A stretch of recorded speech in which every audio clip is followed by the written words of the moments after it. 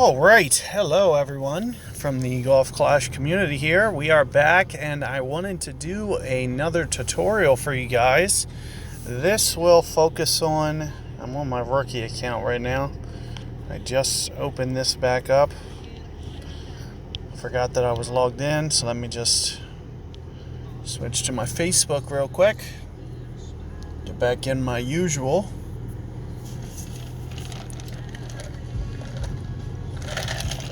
And for this one, we are going to do a part 2 demonstration to what you guys already saw me start to get, early shots for you guys with this Overpower guide. I really don't have a game plan for really what I want to use, but let me just switch my bag up a little bit. Use a Thor, use a sniper maybe, and just kind of go at things from this perspective. Now, let me just go in and do a couple, either one or two holes real quick, and just see what I can get in terms of a hole to pop up. Here you can see another Tour 9 easy match here, Oasis 8. This is one of the new par 4s. It's the one that has a pitch method. This will be hopefully a very good, oh, that's not a good win though. So I'm going to put on a Kingmaker here, and you can see what that does with my wind resistance. And this is kind of a situation where I pretty much have to just kind of go for it. You can see that, one of the things that you can do with this tool, in headwind cases like this, I'm going to assume, at least one per ring, especially on a Thor 7, maybe even on, 5 and 6. That's going to play very close. When you have strong headwinds like this, your usual values, you can pretty much, for the most part, throw out the window a little bit. If Thor's hammer is usually 1 per 7, 1.7 per ring, doing this with a headwind or a tailwind, it's going to change that value very dramatically. You might want to play maybe a little bit, maybe 30% extra when you go full overpower like that, which will be 1.2, 1.3 per ring, and you'll see the same type of effect in the tailwind situation as well, that you'll want to account for much more rings, kind of similarly in the 1.2 per range.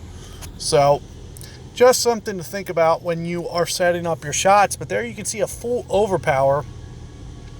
And what I'm going to do for this video, since we didn't get a par 5 here, you can see I just got to thorn range here. So let me play around with this top spin a little bit, make sure that I have a nice little groove here. And you can see that my second bounce is going to be very nice into the fringe there. And in terms of yards per ring, or not yards per ring, more like units per ring, accuracy units or something to that effect, I usually go very similarly to 1.8 per ring. You're going to see me do just a tiny bit of an overplay here. I had some little lag on that needle there. The shot's probably going to just miss on the left edge. And there you can see that that's what happens, and it was probably a result of that great ball.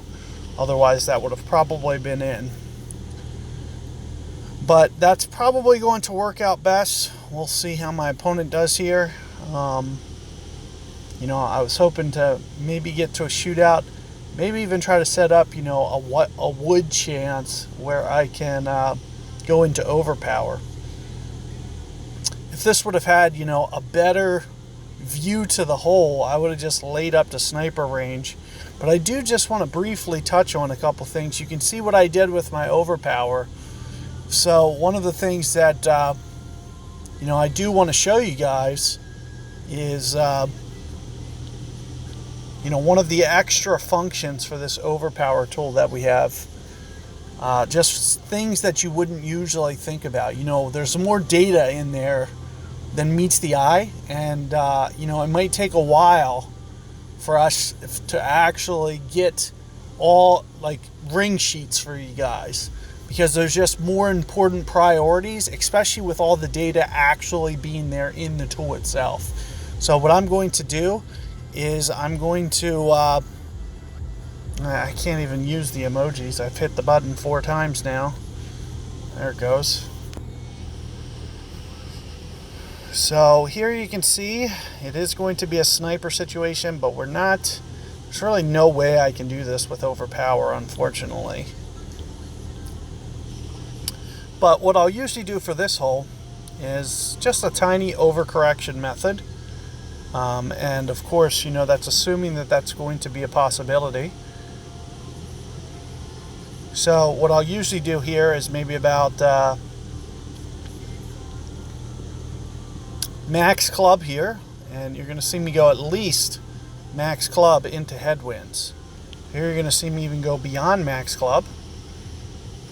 Just a slight overplay. Of course, now I get the perfect ball when it really doesn't matter. It's a shootout. I mean, yes, it matters for shootouts, but just bad timing to have it pop out for a shootout and then miss, because I would have made that pitch back there with a perfect ball.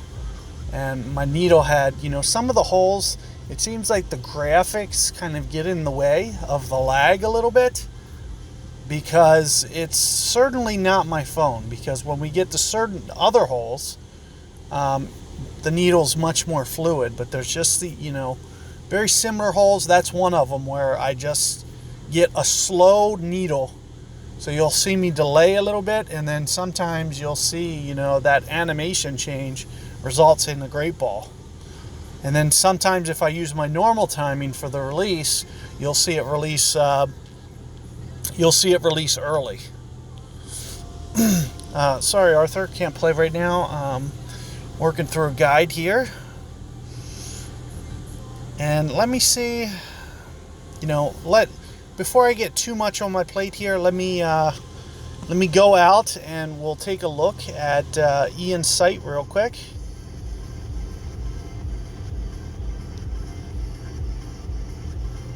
And here it is. So I already had this pulled up. Here's Woods, here's Driver. So let me go to this Thor real quick for you guys. And one of the things that you might notice, you can see I'm on my mobile phone, and you can see the formatting's much better.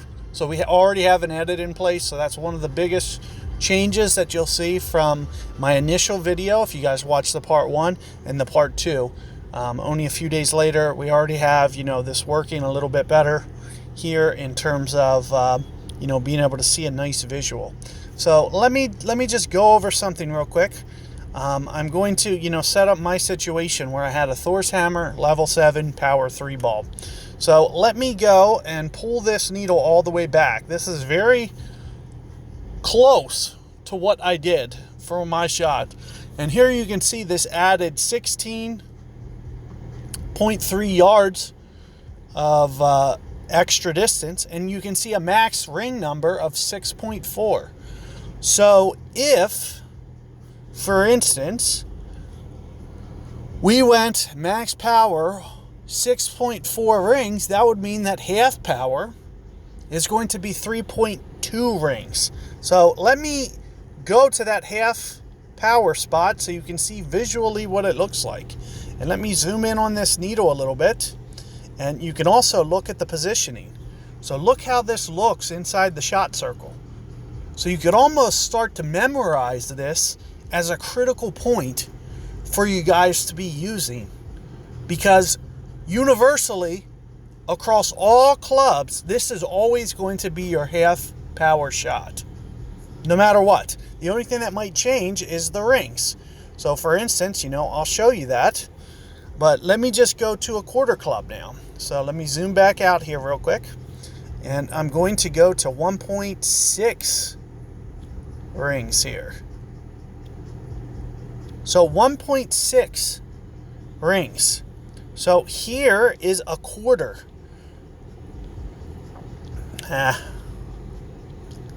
Slightly change it. I was trying to zoom in for you guys, and I got to make sure I hit outside that window when I use the zoom feature. But look how little this power is. In fact, look how close it is to the center of the circle.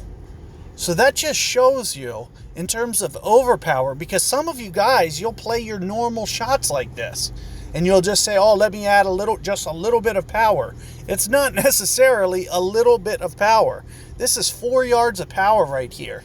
And this is very close to, spots that you guys might do usually as kind of your average case play. So let me set this up real quick to where it's still in the circle, because this is another thing that I'll see, guys do from time to time. And here you can see the ball's still inside the circle. I'm adding 3 yards of overpower. 3 entire yards. That means that there's roughly 6 yards inside this circle here on this Thor 7. So that's going to be very critical to know. It just demonstrates to you guys how important keeping this ball in the center of the circle is, because there's 6 yards of air on this club inside that circle, top to bottom. So there's 3 from the center to the back of it, and then there's going to be roughly, the same the other direction towards the top half.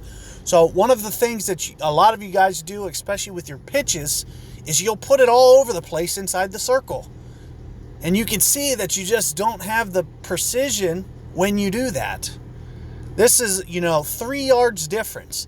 So as a result, this might, putting the ball in position like this could, maybe you luck out and it goes by the hole like this.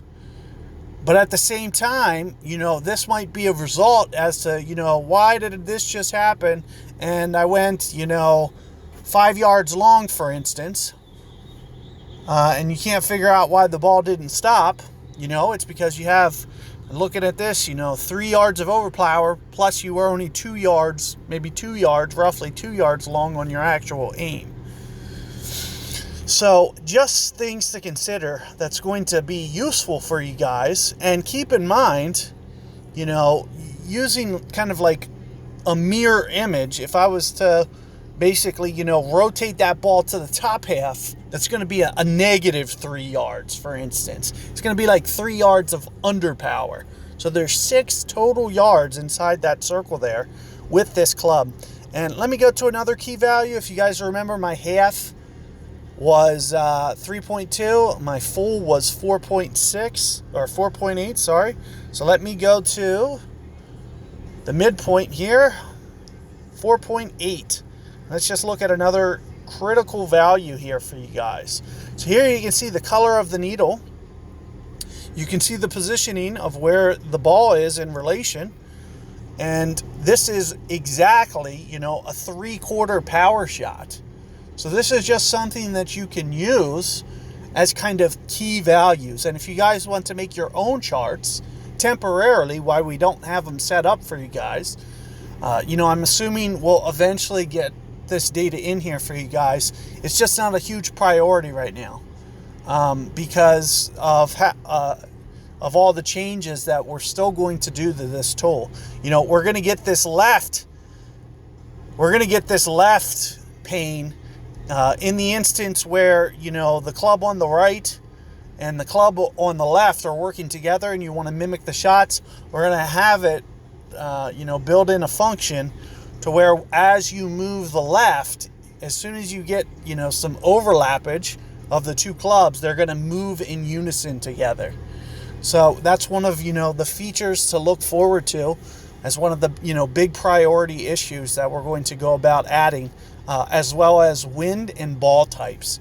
So these are just things that, are going to be huge factors, having, 2-3 miles per hour difference in wind is going to dramatically change the shot. So we're going to implement, extra data to allow you guys to see visually what that's going to look like. So now that you understand this left side tool a little bit better, let's just talk about real quick, briefly, club number 2 here. So let's say, you saw my drive, for instance, and you had a POC 5, for instance, and you just wanted to see, okay, well, how could I get my spot to the exact same thing that Zach did. Let's say you're also using Kingmakers or Titans or whatever it is. And here you can see, in terms of the max distance shot that I had, and here you can see a POC level 5 power 3. And we're roughly about 9 yards, 8 to 9 yards away. So first, let's talk about max here, because here you can see with a POC 5, look at the ring difference. So it's only 5.0 rings on a POC 5 for the max power. And let me, just for kicks here, let me put it to a power 0 ball. And here you can see the size increases. So this is another important key to noticing. Whatever ball you have on, it's slightly going to modify. And here you can see we only have 4.9 for a Berserker ball, for instance. So it's going, and you can see that the power yardage increases a little bit. So these power cases increase the amount that you can go, and it's going to widen the number of rings you can do. So let me go back to the power 3 case and just do a matching game. So 264.5.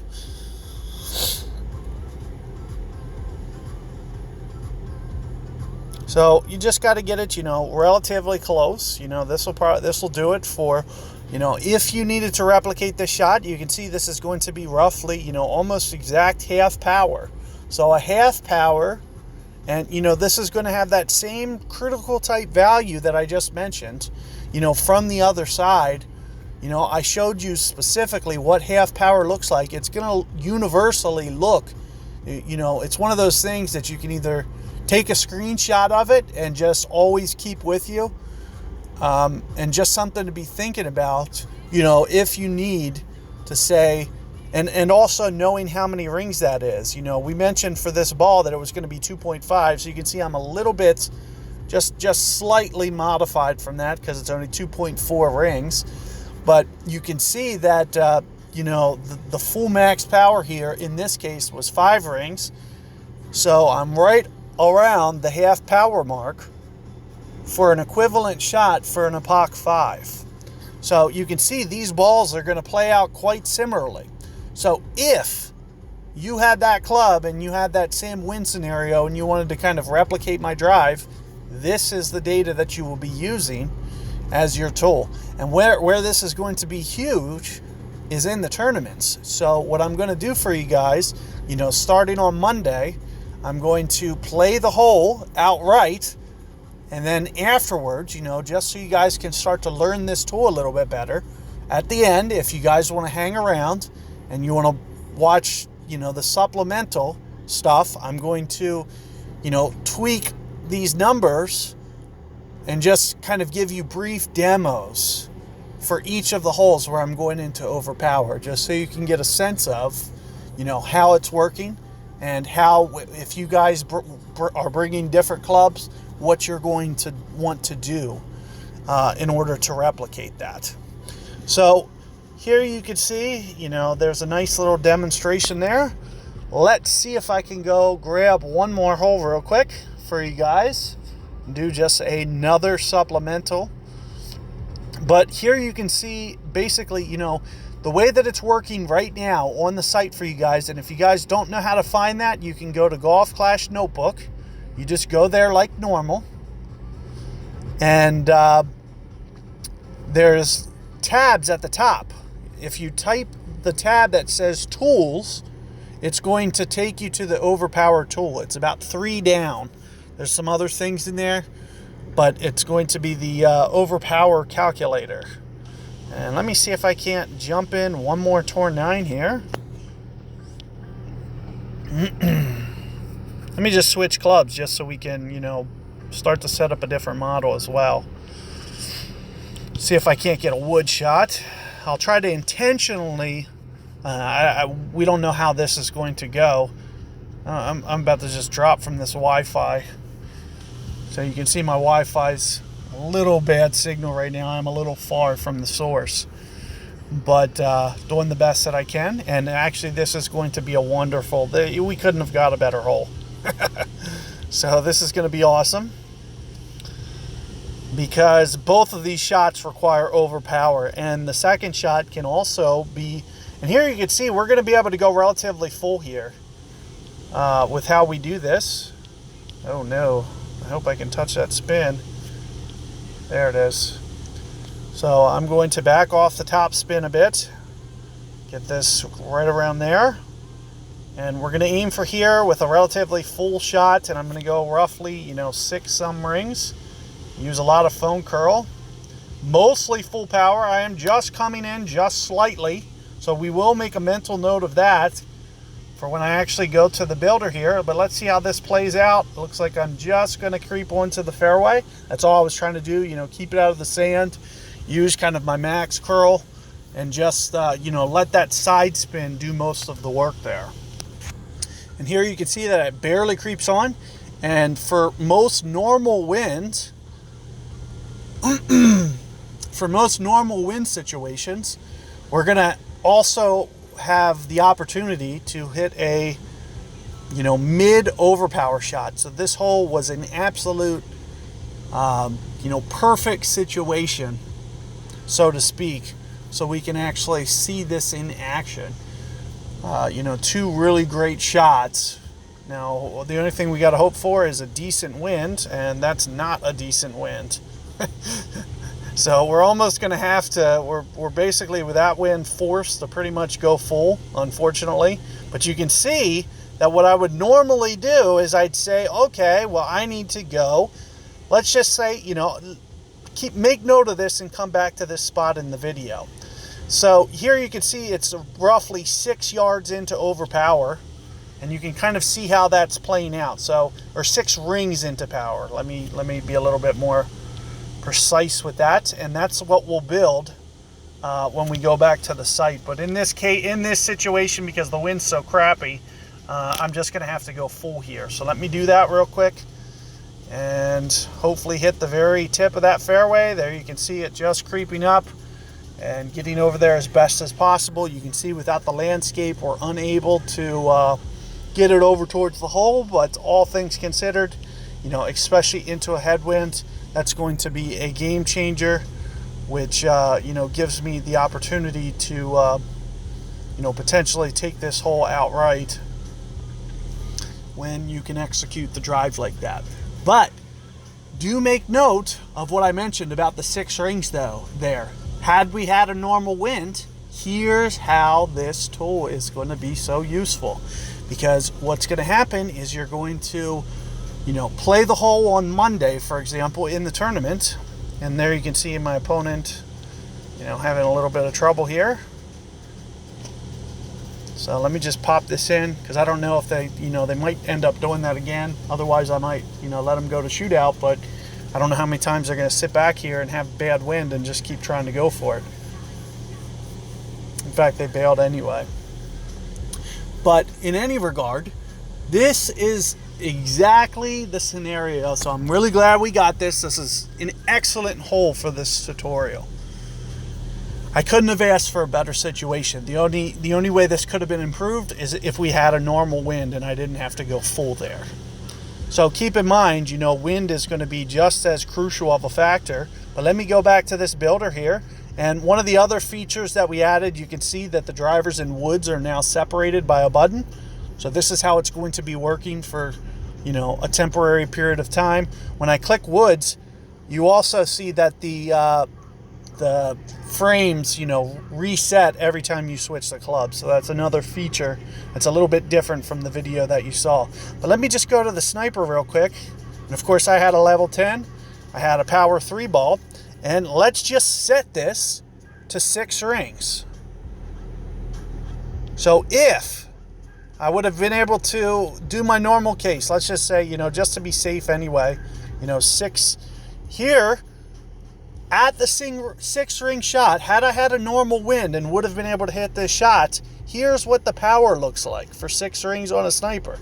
And this is very close to, maybe 2/3, like 60% of overpower here. So this is giving you a nice visual as to what you would need to do in order to replicate this on your own for the turn. Well, you know, it's going to be better once we have fixed winds and you can see, but knowing that 6 rings is roughly, you know, 8.5 yards into power. And additionally, what that needle looks like. Not only what the needle color looks like, but you can use the bottom. You can see how much overlap the ball has inside that circle. So knowing that is going to be a huge key. So you can see that I'm just setting it a little bit inside the very bottom edge of that shot circle as it's expanding, but it's just a little inside there. So you can mimic that position to hit a similar shot. So this is just all the different ways that this tool is going to be useful for you guys. It's not just the whole shot replication. This is actually a learning tool that you can use. You know, I've gone over now, you know, kind of 5 other unique functions as the, you know, just playing with the sliders, putting it in unique positions, and just learning along the way, supplemental to just replicating and saying, oh, I want to just use this tool to match my driver with Zach. All these other factors are what make this tool as great as it is. So let me go to the driver case, because you saw what I did, and I did that intentionally so we could have, and I have to go back up top here. You got to always toggle. You can see the list separates now. It's working much better. And here you can see the panes on both sides. Switch. And of course I had Rock 8 Power 3 ball. And you could see that I almost went full. Now I do want to let you know, I'll try to do the best that I can to tell you when I'm backing off. I did back off. I didn't use that color needle. It might be hard for you guys to tell, but I probably used, you know, maybe about here on my needle. You can see that I came in just a hair. And here you can see it's 14.2 yards into power with this club. Now let's say you, for instance, let's say you have, and you're playing with Apocalypse 4, for instance. So let's plug that in. And you can see here that the yardages, they're already 6 yards apart, less than 6 yards apart. So I only need to use 6 yards of power here, not even. So let me just go to about 5.6, see how this evens up. There it is.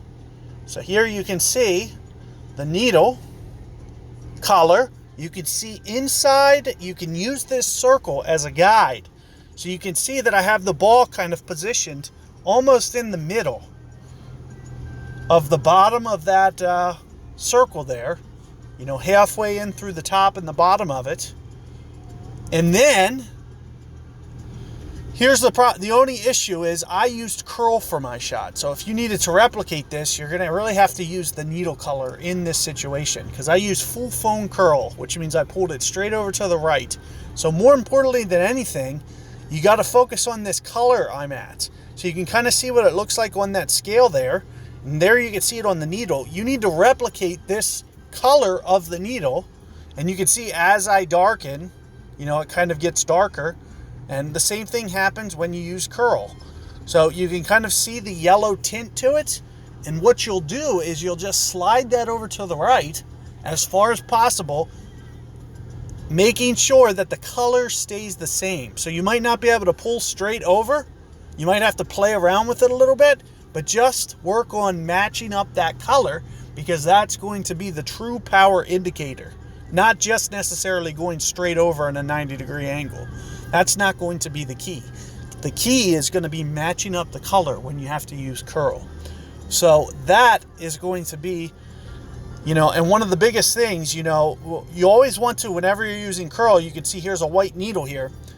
You always want to make sure that when you go to curl, that it never starts to turn yellow tint unless you absolutely want it to. So in this case, we actually need it to, because we need it to be this color. So, gotta hit outside the pane, hold on. There it is. I'm able to zoom out. And that's the color we're going for. So when we actually go to apply the curl, we need to, and you'll see that the needle, it starts to shake a little bit. And that's what you're going to be looking for. It always, once you start going into overpower, starts to get a little shaky needle. So when I'm trying to curl with no power, what you'll usually do, what you'll usually see me do, is I'll get to the point where it gets a little shaky, the needle, you know, this color, and then I'll just gradually pull in until the needle becomes white again. And that's how I'll set my power to make sure that I'm not adding extra. And you want to make sure that when you're doing curl shots as well, that you also take that extra time to make sure that you can set that power correctly. But here you can see, you know, is just another example of, you know, an idea of how you would do that shot in that situation. Now, it might be a little bit harder with an extra mile because you won't have the curl, and same with a Thor's hammer. So that's another factor that you have to keep in. You know, you would have to use the absolute most curl possible, and you might have had to change my landing zone a little bit, get a little bit more aggressive to the bunker, because especially with that left wind, you know, that's going to fight curling back and getting all the way into that fairway. So you might need to modify my shot a little bit if you're not using an Apocalypse or a rock or a quarterback. You know, we would have been able to just maybe get a quarterback out there, might have had to switch a ball, but you know, still would have been possible. But the biggest, you know, indicator there would be the curl factor. But let's say we weren't doing that shot and you did have an extra mile, for instance. So let's just go to extra mile 6 for instance, and just see how this is working out. Extra mile 6 seems to be playing very similarly to the Apoc that I just pulled up.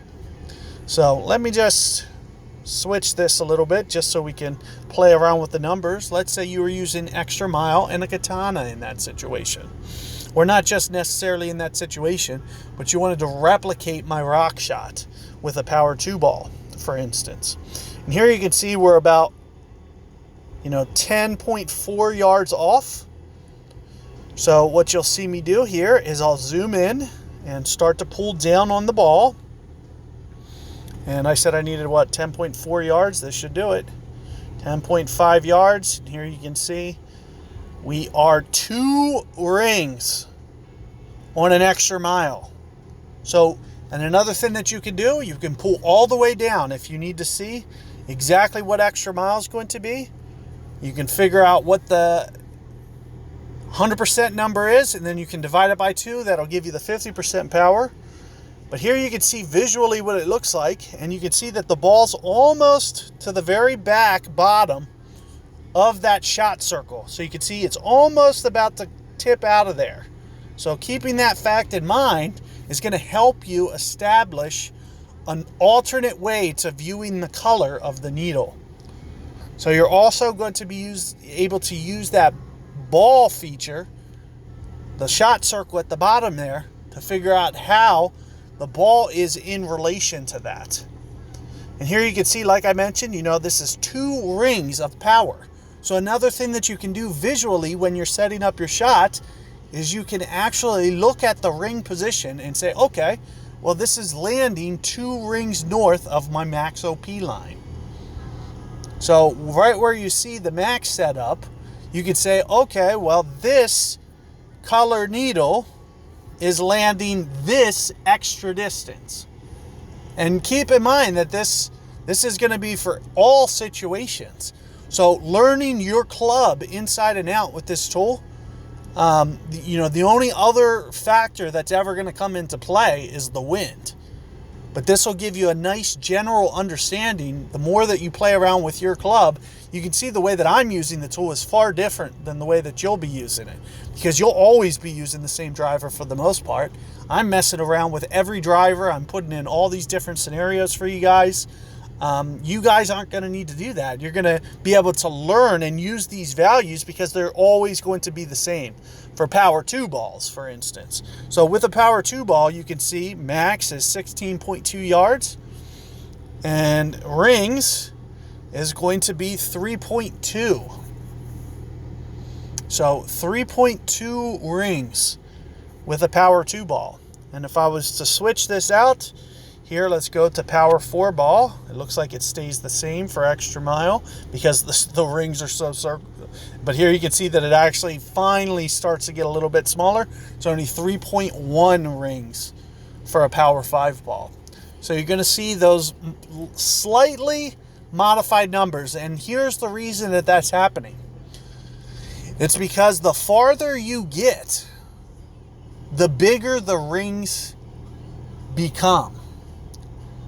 So because the rings are growing in size, there's less of them in the targets in terms of the max OP line. And consequently, the opposite.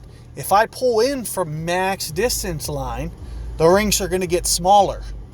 So for instance, if I was to pull in 16, say, you know, and this is an alternate way that you can use this. Instead of going into overpower 3 rings, I can pull back 3 rings and know that that's going to be roughly, it's not going to be exact, I can tell you, because the ring size is changing slightly when you pull in. The closer you pull that, the smaller the rings get, which means that you have more of them.